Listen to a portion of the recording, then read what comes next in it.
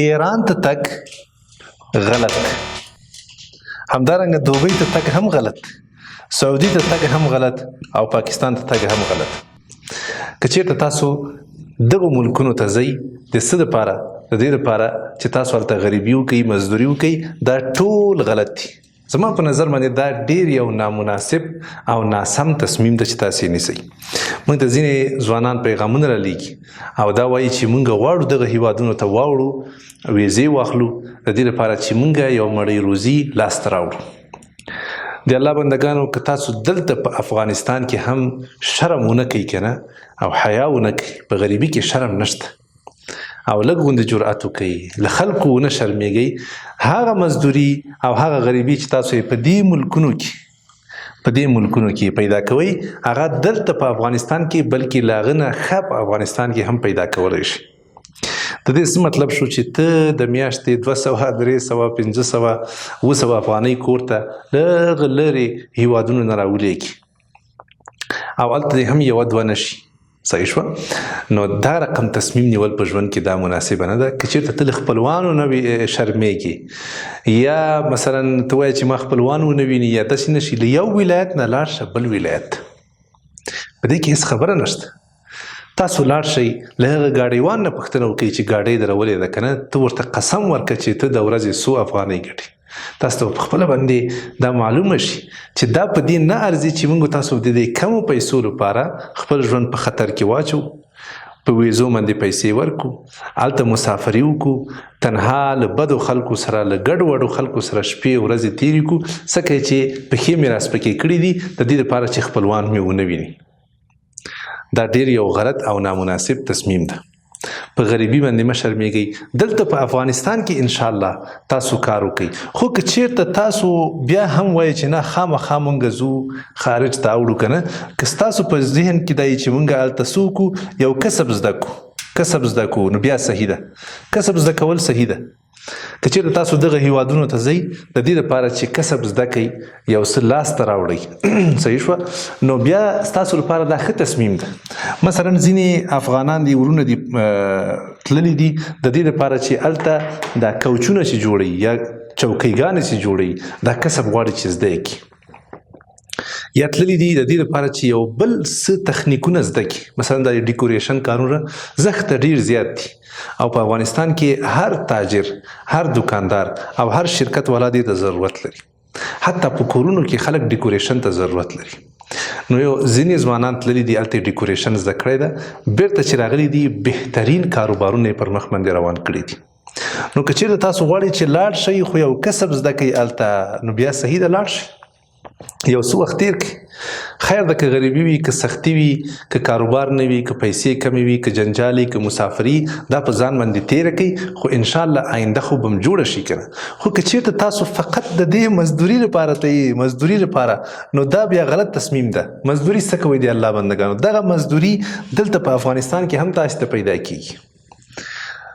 دا ځمکه داسې نه ده چې په یوه ځمکه کې روزي شته ده، په بله ځمکه کې روزي نشته ده. حالات دومره هم خراب نه دي لکه څومره چې تاسو فکر کوئ. که چېرته تاسو په الله باندې باور وکئ، یقین وکئ په الله باندې او راولګېږئ او لاړ شئ، خلک وګورئ، لږ سوچ وکئ چې دا خلک په بازار کې څه کوي. عادي واړه هلکان هم د ورځې هغه موټر چې ډکوي، اوازونه چې کوي، هغوی هم 300-400 افغانۍ ګټي. واړه هلکان سپین ږیري ګاډۍ په لاس کې نیولي 200-300 افغانۍ ګټي.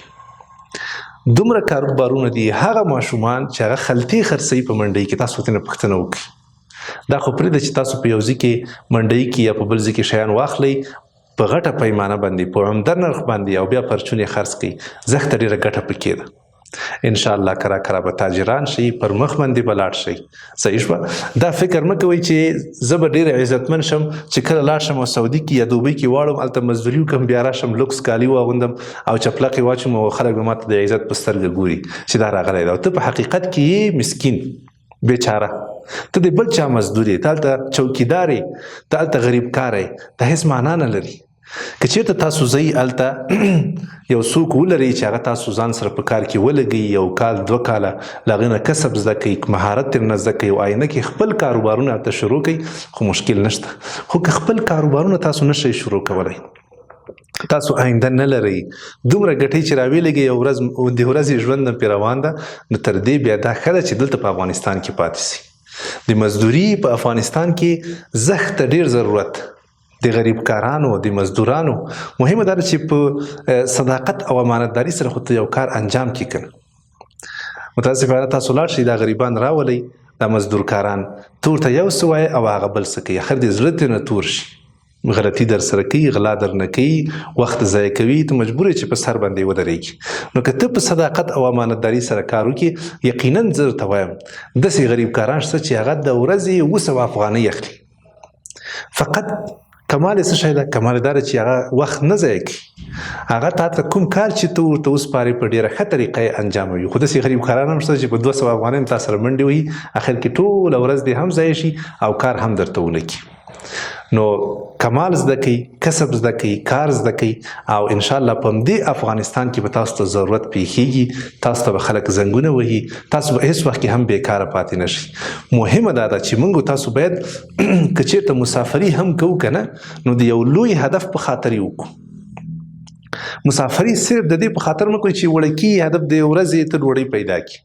دا ډوډۍ الله جل جلاله په هر ځای کې تا ته درکوي. الله جل جلاله دا وګورئ، تاسو ته ما دلته یو آیت لیکلی دی قرآن شریف په سورة ملک کې تبارک الذي کې دا آیت راغلی. الله جل جلاله فرمایي هو الذي جعل لكم الارض ذلولا فامشوا في مناكبها وكلوا من رزقه. الله جل جلاله دا ځمکه ډیره برابره پیدا کړې ده.